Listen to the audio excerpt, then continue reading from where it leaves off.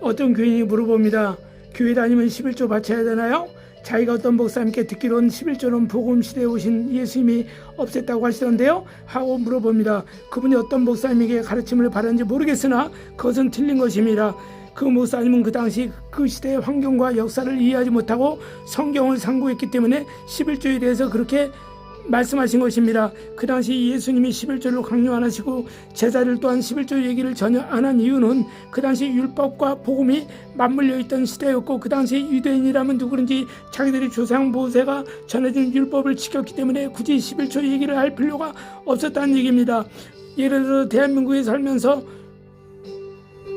이미 세금을 납부하고 있는 성인에게 세금에 대한 교육을 다시 시킬 필요가 없는 것처럼 똑같은 얘기라 이겁니다. 또 반대로 그 당시 이방인 사도로 쓰임받던 사도 바울의 소아시아 성도들과 유럽에 살던 성도들에게 11조 설교를 안 한 이유는 새로 교한 소아시아와 유럽인의 성도들이 신앙 초입 단계에 있었던 사람들이었기 때문에 굳이 11조 생활을 먼저 얘기하게 되면 그들이 물질로 인해서 시험에 들어서 예수의 복음의 문이 닫힐 것을 걱정했기 때문에 11조 얘기를 안 한 것이라 이겁니다. 예수님께서 이 땅에 오신 근본 목적은 누구든지 하늘의 복음을 듣게 해서 당신을 믿어 천국 백성이 되게 하는 목적으로 오셨기 때문입니다.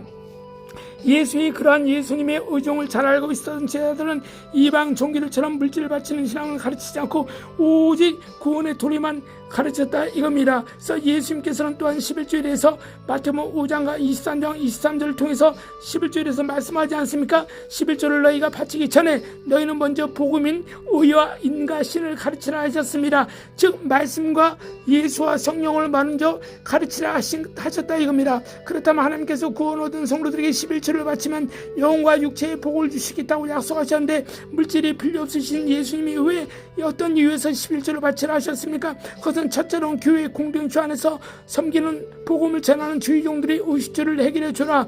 두 번째는 성전 보수를 위해서 너에게 11조를 바쳐라. 세 번째는 이웃에 대해서 자비와 공유를 베풀기 위해서 11조를 바치라 하신 것입니다.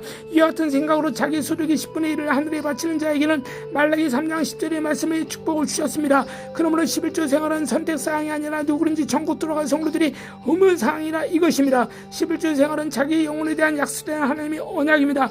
그러나 분명히 이 한 가지를 잊지 말아야 해요. 11조를 안 낸다고 지옥엔 절대 가지 않습니다. 다만 그날의 상급만 없을 뿐입니다. 영적으로 성숙한 성도라면 누구든지 11조 생활의 기본이라는 것을 믿으시고 성도님들은 그날 자기 영혼을 위해서 10조 생활을 잘 하시길 축복합니다. 끝까지 들으셔서 감사합니다. 11조는 다시 한번 말씀드립니다. 의무상이라 이것입니다. 이 11조를 해서 영혼에 잘 내시고 범사에 잘 내시고 강건한 축복이 임하시길 바라겠습니다. 감사합니다.